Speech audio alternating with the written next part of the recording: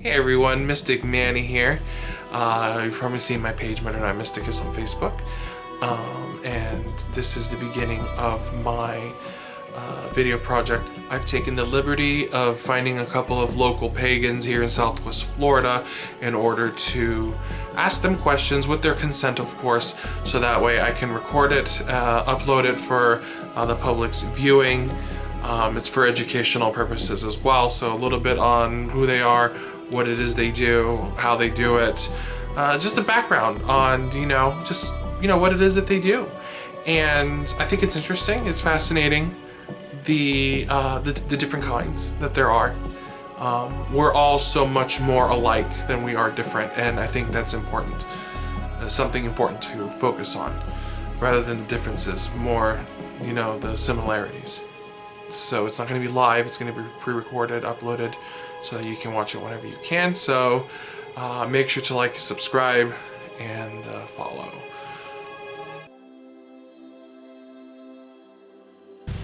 My name is Heather Robinson.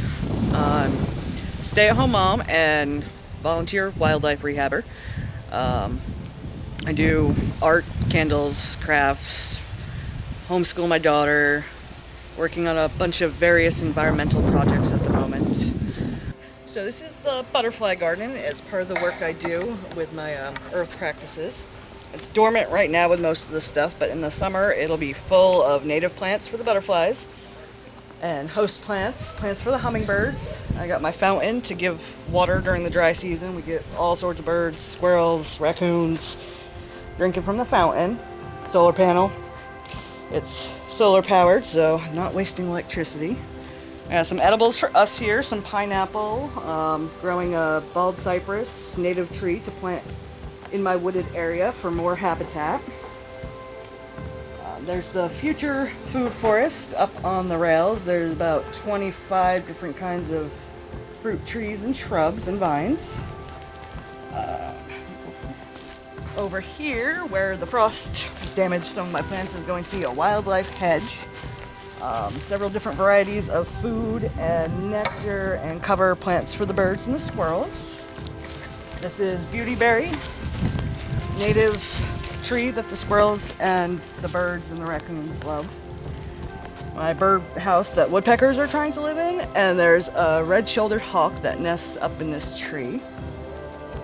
Bird feeding and watering station for the winter when they don't have as much food. Heather takes great pride in these projects that she works on because it's a form of eco-preservation and is very important in Earth-centered traditions. Our chicken coop with our chickens for more food and fun pets. And then over here is the ritual area for outdoor bigger rituals that require fire and a lot of space or a larger gathering.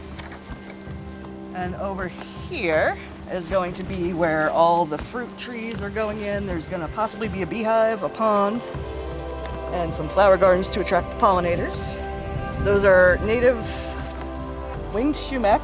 Those are good for the birds. They're also edible to people too. Over here is going to be a big planter because there's a gopher tortoise living under this fire pit. And then over here we have a loquat fruit tree just starting to bear fruit. And then this wooded area is also ours that we keep natural for the end. And this is all part of my Earth Center practices. We're trying to build environment, build sustainable food. We're doing permaculture food forest back there. We planted the cedar, the sweet gum, and there's a red maple out there this past year to try to bring back some of the habitat.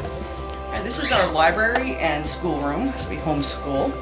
It's also my wildlife rehab room and where I keep a lot of my exotic animals that can't be around the cats and the dogs. This is our cockatiel. She was given to us by somebody who couldn't care for her, and now she's a spoiled little birdie. These are our Cuban tree frogs that are invasive, and once we catch them, we can't release, so now they're spoiled pets as well. They're going towards a bioactive habitat, so it'll be just like their natural environment. These are our diamond doves. We actually got these ourselves. They're small birds from Australia. They're not really very friendly. They're quiet and pretty to look at. And this is our poor injured chicken who is recovering in here because one of the others attacked her. So she's in the hospital room for the next couple weeks. And that's also where the wild animals go when they're babies and need extra heat and dark. I keep them in here and close the curtain so they don't get bothered.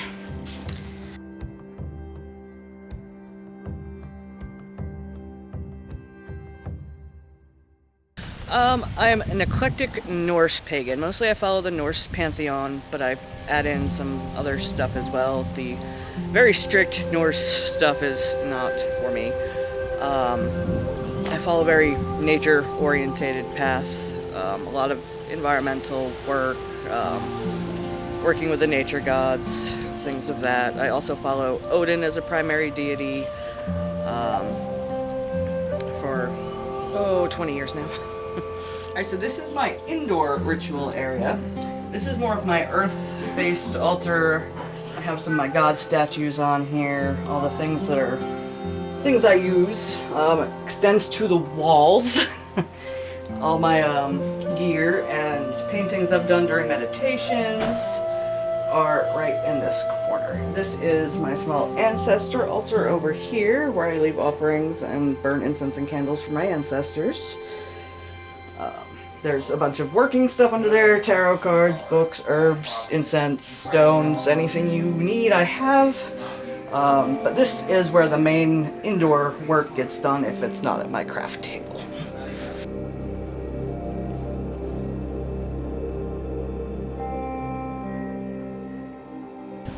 Reading. I read a lot when I was younger, and I can't remember which author it was anymore because I was literally like 12 years old at this point, but it was a fantasy novel, but it was mixed with actual pagan practices, and after I read that, I was very much drawn to learning more about them.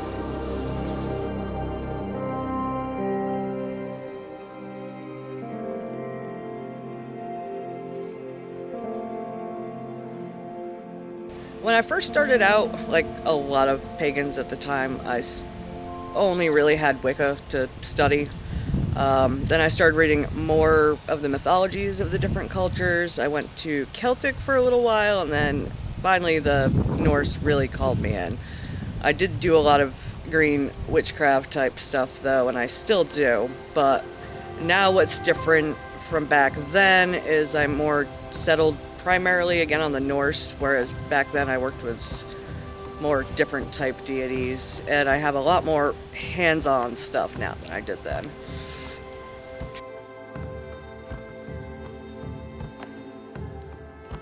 I would say read a lot. If you don't like to read, YouTube, there's a lot of good educational stuff there. Facebook too, there's good groups and pages to follow, which is much better than when I started, than when there was pretty much nothing.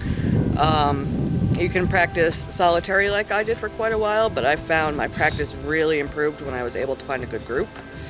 So both are important. And the biggest thing is just follow what you want. There's a lot of people that try to gatekeep any of the paths or say you can't do this or that, and the biggest thing is definitely go with what your gut tells you when it comes to what you want to practice. If it's one of the odder practices, finding a good teacher is also important.